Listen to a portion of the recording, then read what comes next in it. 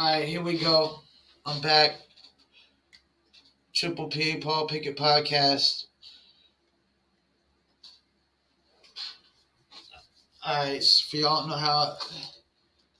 that haven't tuned in, don't know how to do things, I basically go live on TikTok and I pre-record for YouTube, Facebook, and Instagram, and whatnot. Got a few topics we're gonna get into today. Don't forget the Paul Pickett Podcast, hosted by me, yours truly, Paul Pickett. It's sponsored by Promo Palace LLC at promopalace.biz. Need online marketing promotions for your music, brand, or product? Please go to promopalace.biz. If you like t-shirts, hoodies, sneakers, and you're a dog lover or cat lover, please check out New Litter Apparel at newlitter.com. For Shizzle, also got a shout out Dizzle brand, just add ice, Dizzle, do your Dizzle, check them out, dizzlebrand.com. Follow them on Instagram, Facebook, YouTube, Twitter, and more. Also, the audio version of my podcast goes to Spotify, Apple, Google, Deezer, Amazon, TuneIn, Slacker, iHeartRadio, Podchaser, Podcast, I think it's Pod Addict or more. You can just Google the Paul Pickett Podcast and it'll take you to dozens of platforms you can tune in, listen, follow, or whatnot. Pull up my sticky notes. Got a few topics I'm going to get into. One, Manny Pacquiao retires after 26 years of boxing and will run for president of Philippines, which is the country where my brother-in-law's family is from. My brother-in-law is Philippines. His family's from the Philippines, so Manny Pacquiao be running for the president of the Philippines. Now, I haven't really got their take on that. I think it'll be a good thing. Manny Pacquiao seems like a decent human being. He seems like a person who really cares about the people of his country. So, big ups to Manny Pacquiao, 26 years boxing career, held numerous titles, and now going to run for president of the Philippines, man. Start his new journey. What else we got? We got NBA players will not get paid for missed games due to vaccination. And like 95% of the NBA is vaccinated. Now, even though I don't agree with forcing people to get vaccinated, a lot of NBA players really, even like somebody like Jonathan Isaac, he probably could retire. He's probably made enough money in his career. He could retire. He's a smart guy. He's very religious. I think he's a pastor. I don't think everything is about money to Jonathan Isaac. But, the other 5%, man, they're going to have to pretty much give in, man. It's not like America where it's like 49-51, NBA is 95%. It was 90% when I wrote this down in the sticky note, but it's went up 5%. So Kyrie and the rest of the bunch, man, Andrew Wiggins, they're either going to have to retire, get traded, or they're going to have to give in, That's pretty much my take on that. I can't really argue with the NBA's vaccination stance, except that it is. Actually, I can because it's a little hypocritical. Because, Jonathan Isaac made a great point in the Rolling Stones article, which the Rolling Stones try to, they try to pave him out to be like some dumb male jock that can't think for himself, that, doesn't have any common sense or any kind of book smarts. If you go watch the Rolling Stones article, they literally try to paint him out like some dumb male jock when he's not, But he made a great point. Like, it's kind of hypocritical that these players, they're on the court and they're dapping each other up, they're chest bumping, bam, chest bumping, all this, that, and the third, sharing the same basketball, sweating all over the place, this, that, and the third.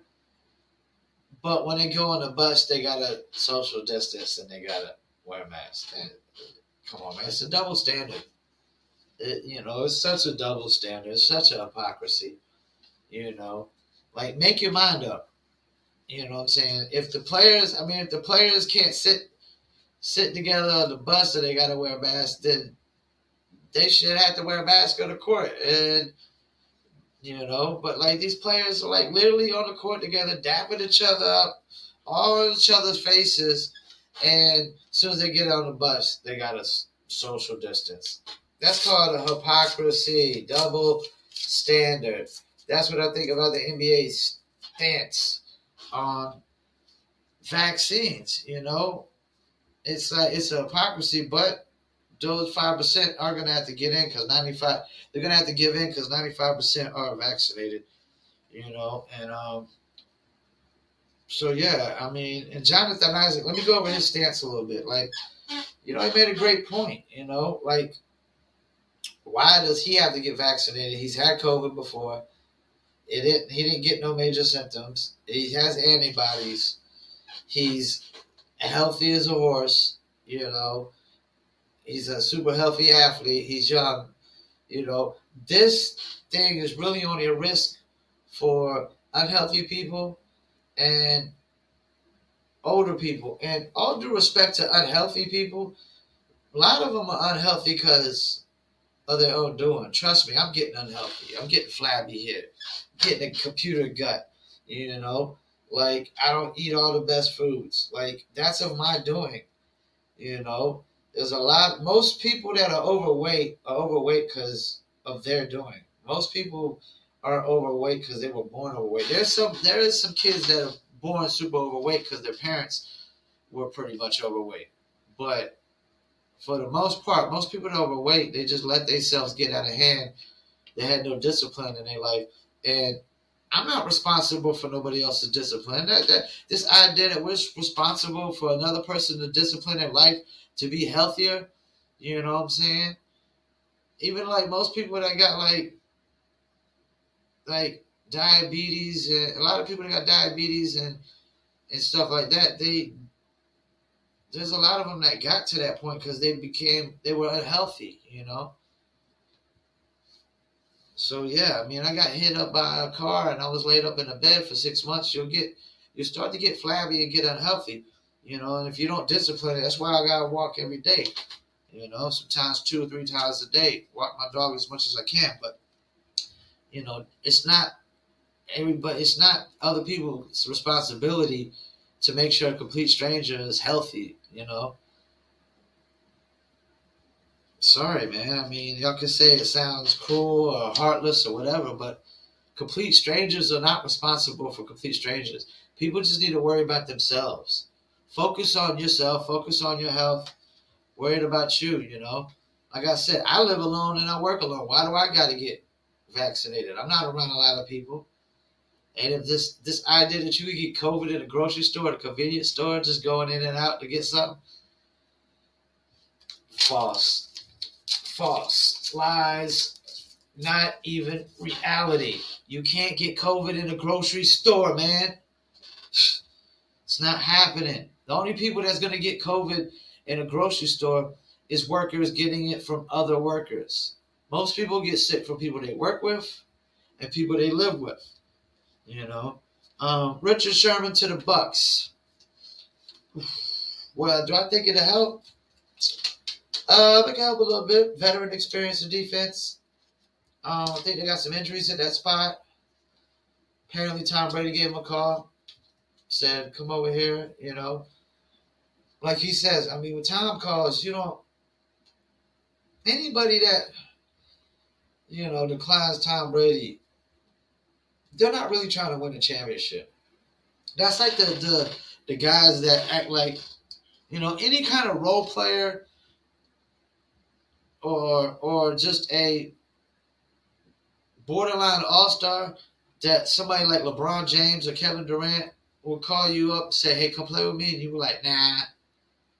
It goes to show where you value winning, that you're just in it for a paycheck, And we can't respect athletes that are in it just for a paycheck. If you're not in it to win it, you got no respect for you. This is what we think about athletes that just want a paycheck. Tear it up! Tear it up! Glory style. No respect. All right, what else we got here? Rihanna wears shirt says, think while it's still legal. Who's that a shot at? I mean, Rihanna's wearing a shirt that says "Think while it's still legal." Who's that a shot at? That sounds like a shot at the far leftists, the radical leftists, the liberals. That sounds like a shot at them. And that's what's getting to. It's like you can't even think nothing. You know, if you think something and somebody doesn't like it, you can't say it. Might hurt their feelings. Yeah. I'm sorry, but the world doesn't revolve around your feelings. Just because you don't like something. There's plenty of things I don't like. I don't like broccoli. I don't like broccoli. I ain't big on peas. I ain't big on carrots. I don't like none of that. Maybe some carrots dipped in a ton of ranch. But I don't like carrots. They're so bland and so plain and so healthy. Like, yeah, man. There's a lot of things in this world I don't like, but I don't sit there and get in a hissy fit just because I don't like certain things. You know, there's a lot of things people don't like. Everybody can't like everything, man. But like, this idea that people can't tell the truth because your feelings might come into play. You might get upset or sensitive to the truth. Who cares? Truth is the truth. Get over it. Unless you can change the facts of the truth, which all truth can't be changed. Some truth is permanent truth. It's stamped and permanent, you know. So if it's a permanent truth and you can't change it, what's crying about it gonna do? If it's something that can't even be changed, you know. I mean, I'm sorry, man. Facts over feelings. I'm with Shapiro on this all day. Facts over feelings. Not gonna lie just to make you feel better. You go ahead and live your life dishonest, scumbag. I'm gonna go ahead and live my life as an honest person. Nobody's gonna lie over here just to make your feelings feel better. Truth is the truth. Facts are the facts, and nobody's gonna lie just to make your feelings feel better. If they do that, I mean, they're morons, man. They're idiots, Let me get over this last little topic. Something I saw on Bill Maher.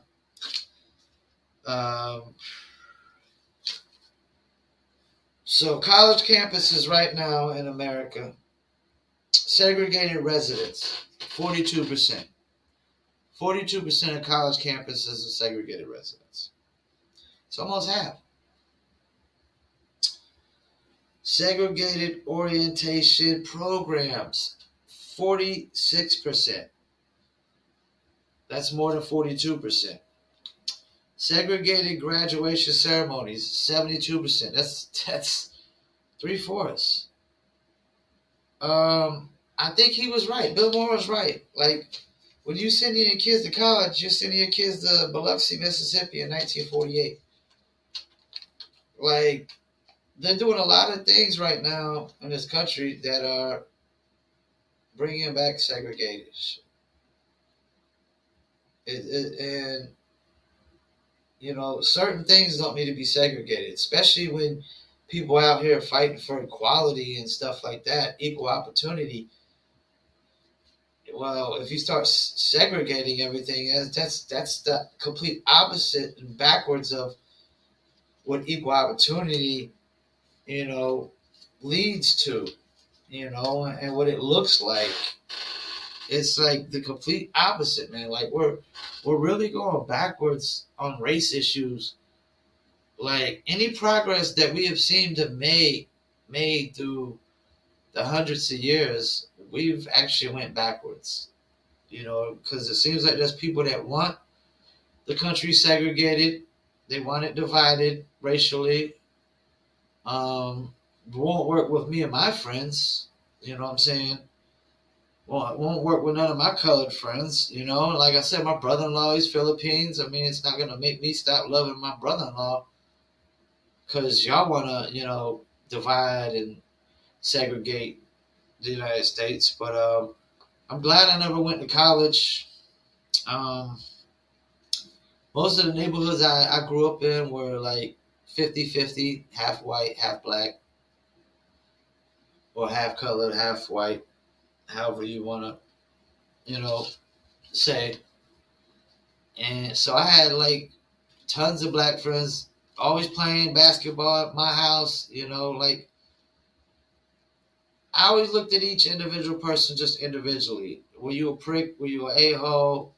Then I wouldn't like you. I didn't base that off the color of your skin because that's the thing. Like, I have all the white friends that I trust in this world. Let me see, how many white friends do I trust in this world? How many white friends do I think I could, like count on them, like when my life depends on it? Zero, nada, zilch, zero white friends that I think I would actually put my trust into if my life depended on it, or like, if I really need them to come through. Like, zero white friends. How many black friends? At least 1, 2, 3. At least 3 or 4. My life depended on it. My life depended on it. There's not too many people. First of all, you're not going to have too many friends where your life depends on it anyways that you could trust. But I don't trust any white dudes in my life. But I trust a few black dudes, which I like to call my brothers from another mother, because they would risk their lives or their freedom for me if my life depended on it, and I would do the same for them. And that is Kareem Stevens. Shouts out to Kareem Stevens, aka Stranger the Great. I know if my life depended on it, if somebody murked me and I needed somebody to get revenge, Kareem Stevens would get revenge for me.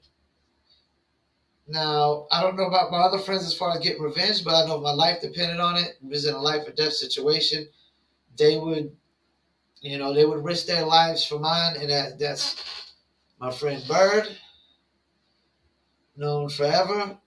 Bird would definitely risk his life if we were in a life and death situation. I would do the same. And my mentor, Chris Roker, out in California, who's also owner of the Dizzle brand. You know how we do Dizzle brand. Just add ice, do your Dizzle. So got to shout out Roker and Dizzle, because if my life depended on it, I know Roker would risk his life. I don't know if he's gonna get revenge if somebody murked me, but Stranger the Great would do that. I only need one person to do that anyways. I don't need everybody to get revenge if somebody murked me. Because it's not like anybody would have any real valid reason to murk me or take my life, except they're just looking for a life to take that day, apparently, because I don't harm nobody, I don't hurt nobody. I just work every day, 365 days a week, or 365 days a year, 7 days a week, birthdays, holidays, whatever. As long as money coming in, I'm working. But yeah, this trying to divide us, to segregate us, it's working in some parts. I don't think it's going to work for the most part, because there's still just a lot of people in this country that don't judge people based on the skin color. They judge them based on the character. Are they honest, decent human beings? Do they harm other people? Do they steal from other people? Do they take advantage of other people? There's always going to be people that just judge you based on the character of human being you are. That's that. But don't forget, this podcast is sponsored by Promo Palace LLC at promopalace.biz, newlitter.com, New Litter Apparel. If you like t-shirts, hoodies, you're a dog lover or a cat lover, check out newlitter.com. Also, dizzlebrand.com.